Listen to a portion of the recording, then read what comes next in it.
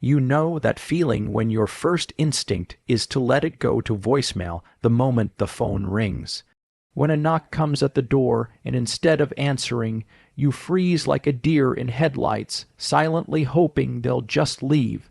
You're not the only one, and no, you're not becoming some bitter hermit. You're just getting older. And what comes with age is something most people never mention, that quiet, growing urge to be left alone more often. But here's what nobody tells you. That feeling is perfectly normal. In fact, it might even be good for you. Let's explore why, back in your younger years, social interaction was everywhere. At school, at work, through your kids, on the bus, in the grocery store, people were constantly around and you grew used to it. You may have even depended on it, but as the years add up, something shifts. It's not that you dislike others.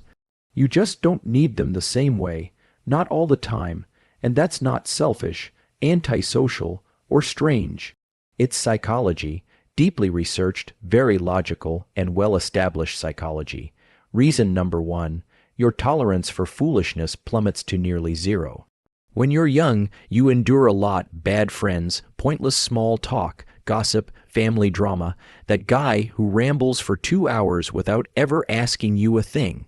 But over time, your patience for that disappears. You've spent decades putting up with nonsense, and eventually your inner self simply says, enough. You stop faking laughs at unfunny jokes.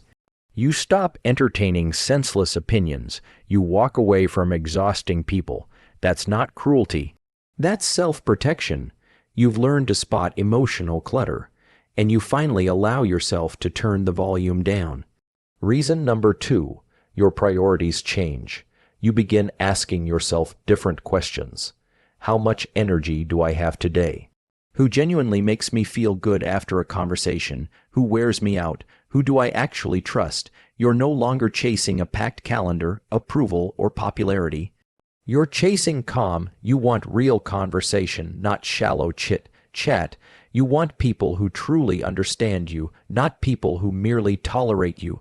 And if the right ones aren't around, you'd rather sit quietly than force a smile. That's not loneliness. That's liberation. That's wisdom. The third reason runs deep emotionally and often catches people off guard. It's grief. As you age, you lose people. Friends move away, loved ones pass on, relationships fade. Every loss takes a small piece of your social world, and many people find that world shrinking without even noticing. Here's a quiet truth. Some folks don't feel like rebuilding it. It's not sadness or giving up. It's simply a deep awareness that time is limited. And with that comes a focus on quality instead of quantity. It's your soul saying, I've loved hard, I've lost hard, and now I only have room for what truly feels safe. That leads us to reason number 4, social fatigue.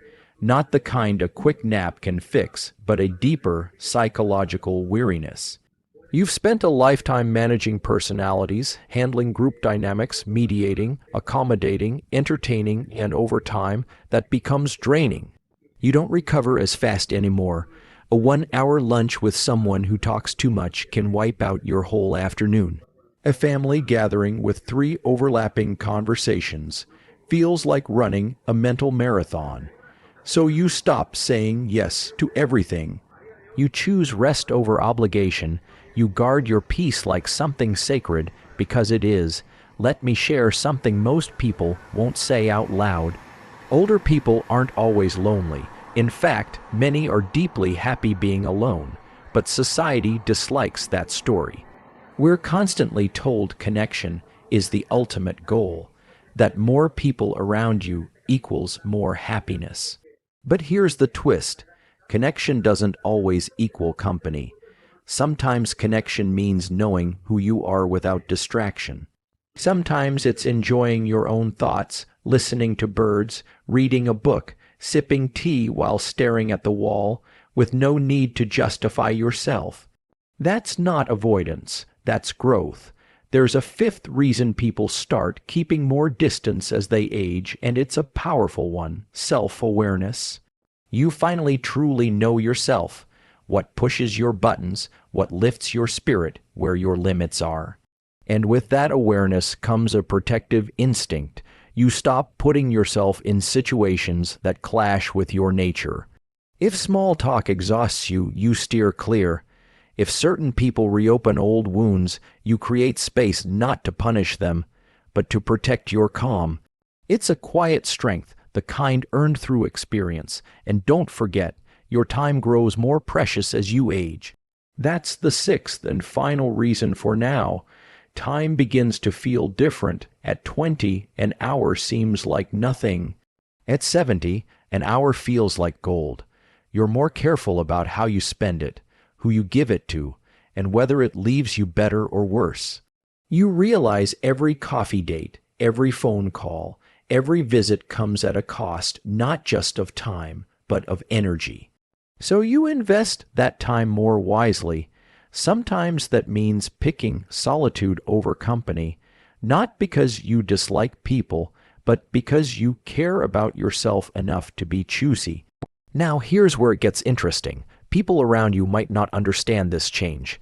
They might call you withdrawn, say you're less fun than you used to be, that you've changed. But here's the truth, they're right. You have changed, and that's exactly the point. You're not here to be the party's highlight.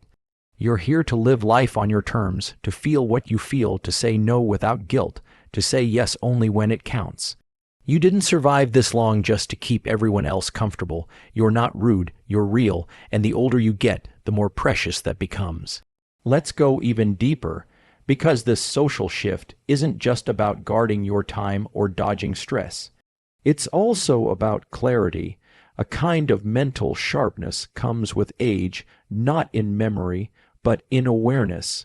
You start seeing through things faster, the fake smiles, the flattery, the one-sided friendships. You don't need a 3-month fallout to know someone isn't right for you.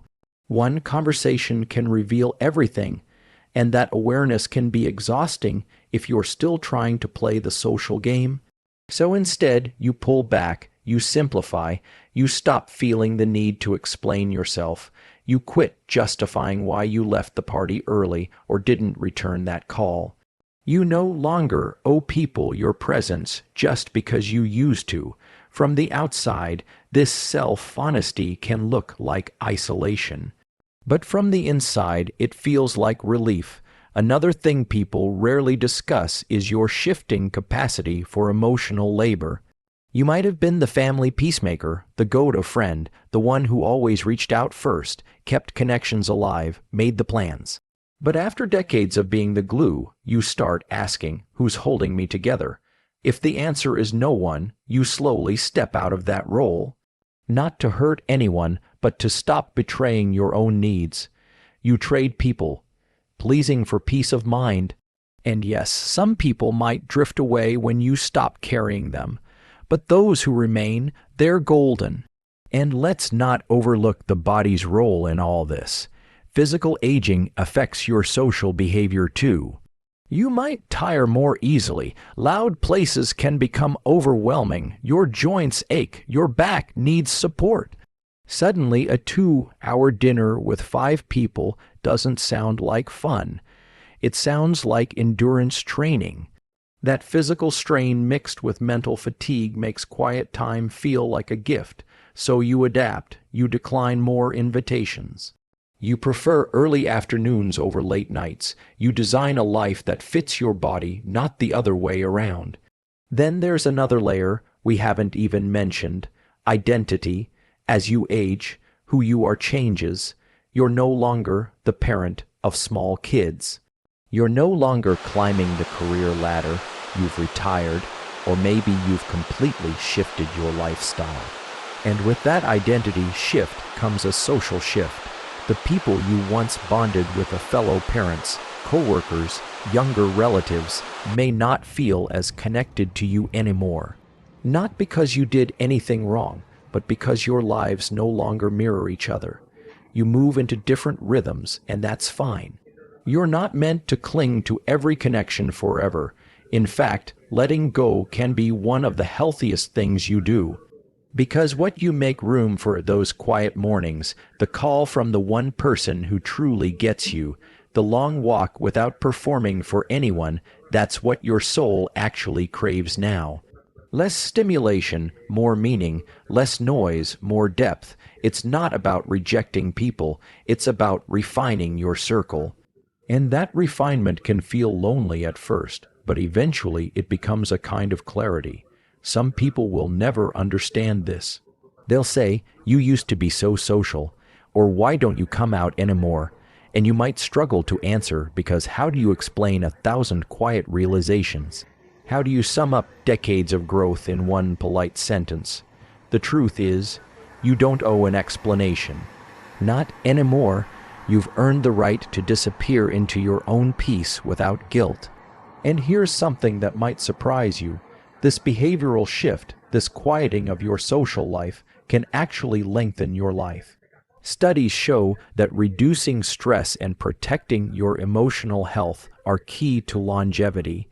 When you avoid toxic conversations, limit overwhelming environments, choose serenity over obligation, you're not withdrawing.